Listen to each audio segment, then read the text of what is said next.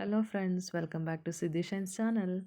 ಇವತ್ತು ನನ್ನ ರೆಸಿಪಿ ಬಂದು ಮಟನ್ ಗ್ರೇವಿ. ಪ್ಲೀಸ್ ಎಲ್ಲರೂ ಲೈಕ್ ಮಾಡಿ, ಶೇರ್ ಮಾಡಿ, ಸಬ್ಸ್ಕ್ರೈಬ್ ಮಾಡಿ, ಪಕ್ಕದಲ್ಲೇ ಇರುವಂಥ ಬೆಲ್ ಐಕಾನ್ನ ಕ್ಲಿಕ್ ಮಾಡಿ. ಇವತ್ತಿನ ಮಟನ್ ಗ್ರೇವಿನ ನೀವು ಗೀ ರೈಸ್ಗೂ ಕೂಡ ಬಳಸ್ಕೊಳ್ಬೋದು ಮತ್ತು ಬಿರಿಯಾನಿ ಜೊತೆ ಸೈಡ್ ಆಗಿನೂ ಯೂಸ್ ಮಾಡ್ಬೋದು. ಫ್ರೆಂಡ್ಸ್, ಟ್ರೈ ಮಾಡಿ. ಅರ್ಧ kg ಮಟನ್ ಇದೆ ಇಲ್ಲಿ.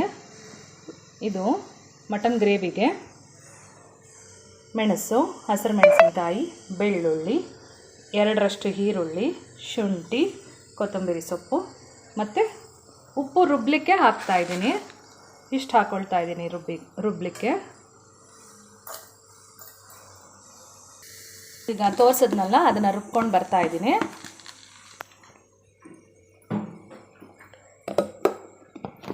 ನಾನಾಗಲೇ ಧನಿಯಾ ತೋರಿಸೋದು ಮರ್ತೋದೆ. ಈಗ ಧನಿಯಾ ಹಾಕ್ಕೊಳ್ತಾ ಇದ್ದೀನಿ. ರುಬ್ಕೊಂಡು ಬಂದಿದ್ದೀನಿ. ನಾನು ಆಗಲೇ ತೋರಿಸಿದಂಥ ಮಟನ್ ಗ್ರೇವಿಗೆ ಐಟಮ್ಸು ರುಬ್ಕೊಂಡು ಬಂದಿದ್ದೀನಿ. ಈಗ ಅರ್ಧ ಎಣ್ಣೆಲಿ ಬಾಡಿದೆ. ಈಗ ಹಾಕ್ಕೊಳ್ತಾ ಇದ್ದೀನಿ ಮಸಾಲೆನ. ಉಪ್ಪು ರುಬ್ಬಲಿಕ್ಕೆ ಹಾಕಿದ್ದೆ. ನೀರನ್ನ ಹೆಚ್ಚಿಸ್ಕೊಳ್ಳಿ ಫ್ರೆಂಡ್ಸ್. ಯಾಕೆ ಅಂದರೆ ಮಟನ್ನು ತುಂಬ ಲೇಟು ಬೇಯೋದು.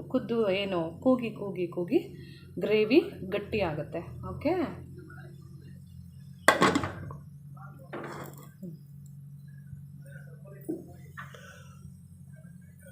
ನಾನು 3 ರಿಂದ 5 ವಿಸಲ್ ಕೂಗಿಸ್ಕೊಳ್ತೀನಿ. ಆಗಲೇ ಗ್ರೇವಿಗೆ ತೋರಿಸಿದ್ನಲ್ಲ, ಈಗ ಕೂಗಿದೆ. 3 ರಿಂದ 5 ಕೂಗಿಸ್ಕೊಂಡಿದ್ದೀನಿ. ಮಟನ್ ಬೆಂದಿದೆಯಾ ಚೆಕ್ ಮಾಡ್ಕೊಳ್ಳೋಣ. ಗ್ರೇವಿ ಆಗಿದೆ. ಮಟನ್ ಚೆಕ್ ಮಾಡ್ಕೊಳ್ತಾ ಇದ್ದೀನಿ.